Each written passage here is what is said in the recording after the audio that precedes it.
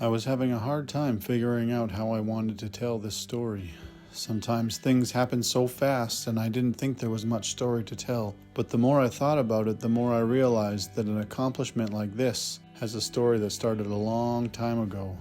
It's been over 30 years now with a bow in hand, trying to outsmart the critters all over Alberta, learning more and more every fall with every failure and success. I grew up hunting moose a fair bit, but only when someone in our group was lucky enough to draw a tag. The last time we drew this tag in 2016, we spent the entire season walking countless miles, only to just get a glimpse of one small bull in the final days of the season. And I fully expected this season to go the same. Alright, pretty exciting. First day out this year for moose. Just I'm going to take one shot, check everything, and then we're off.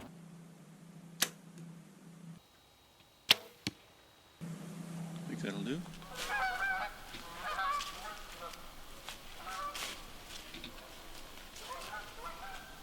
So we're just walking this trail where these moose have been seen. I saw them the other day. I had actually chased them out of the neighbor's cow pasture. They were bugging the horses and cows. I have a moose tag in my pocket.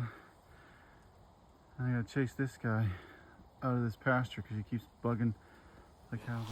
We'll go out and check the lake shore, see if they're out there feeding. Gonna make a plan to see if he'll sit and call for it.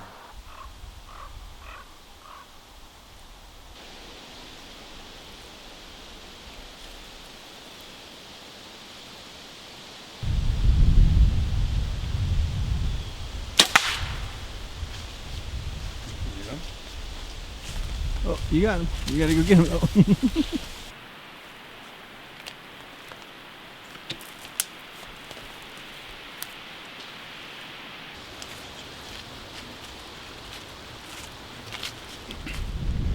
We had a really good morning, chasing those moose around, going for a really nice walk. And I've come in by myself to a different area where I know there's a big bull.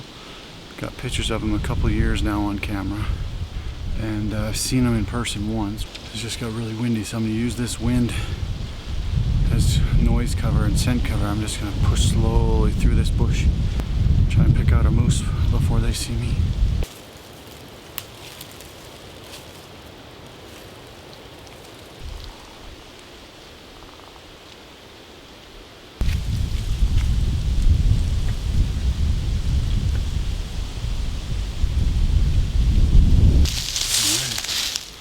Conoco camera ready to go.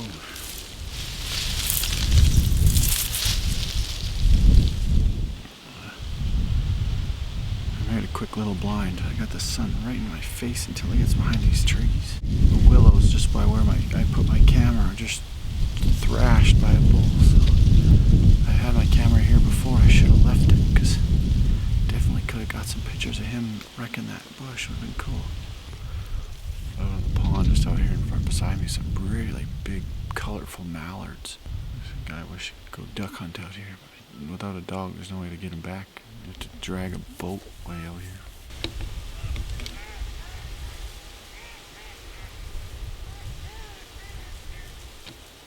Alright, I called it a little early here. I still got a couple more spots I want to check before dark, so I sat and called there, so hopefully that gets that bull to come into the area. We'll get him on camera and know he's around, and we'll come back. But I gotta check. My plan almost worked so good, except for I lost focus and I was coming down this trail too fast.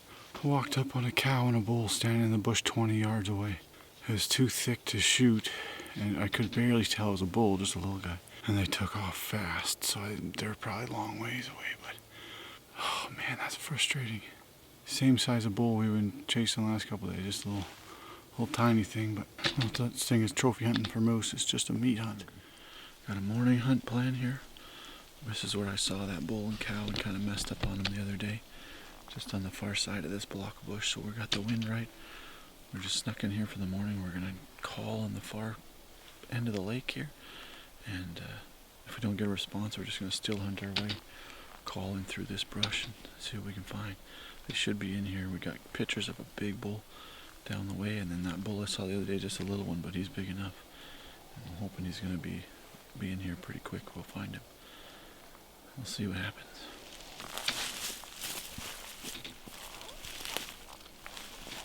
My dad and I had just stopped and heard some limbs breaking, and I thought for sure we had just busted the moose out of there. But when I glassed ahead with my binoculars, I caught a glimpse of a small bull he was just feeding in the brush.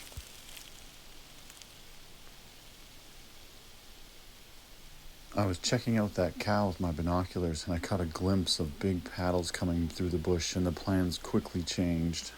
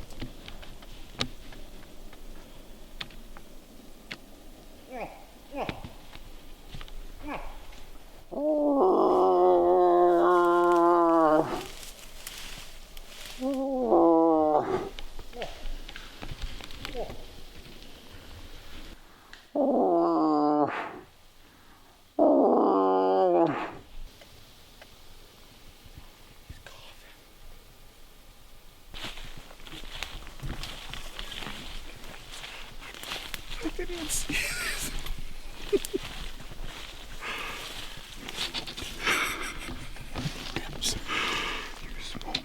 That second one I shot and he just turned spun him. Good head.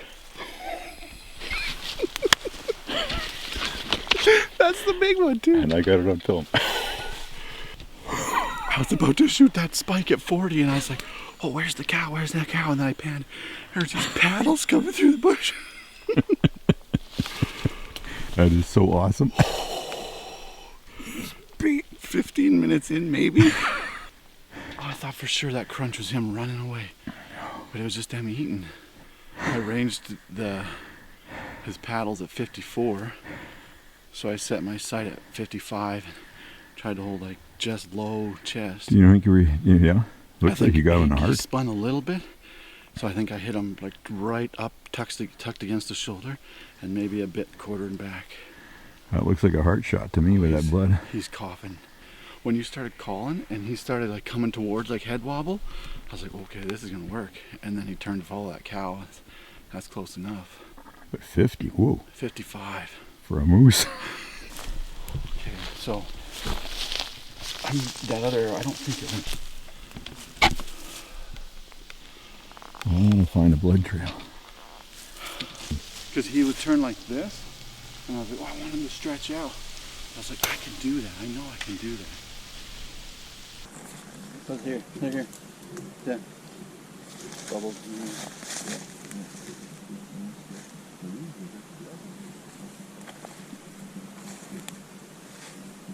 Oh, jeepers.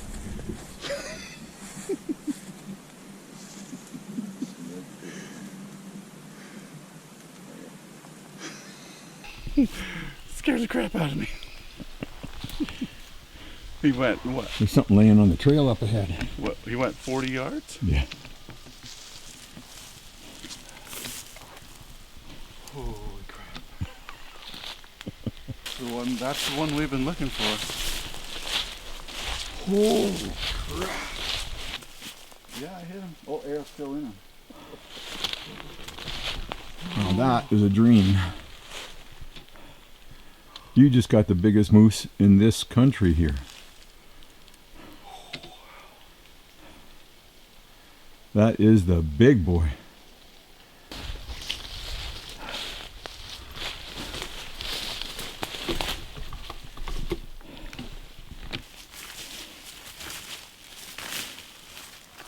He just dropped clean. This is 33 axle to axle. Oh my goodness, you got 10 more. That's 43. That new bull really worked, John. Yeah, well, I got it back from Jimbo's a month ago. Got it all tuned.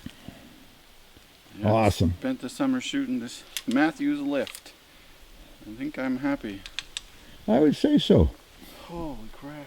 Yeah, he stood right there. Yeah, and dropped. There you go. There was no pre-hunt. I did that little bit of an interview at the beginning, and we walked another 5-10 minutes and heard a crunch, and I thought, oh man, we busted him. And I glassed up a little fork horn bull, and I thought, okay, there's my bull, big enough. And kind of got sneaking up on him, got to 40, and he went behind a tree, and I was like, okay, where's the cow? And glassed over, and this guy was standing behind her. This is as good as we can get him. We can't move him, just the two of us, very far. So we rolled him over in this bit of a dip, and I'm just speechless with how well it worked out.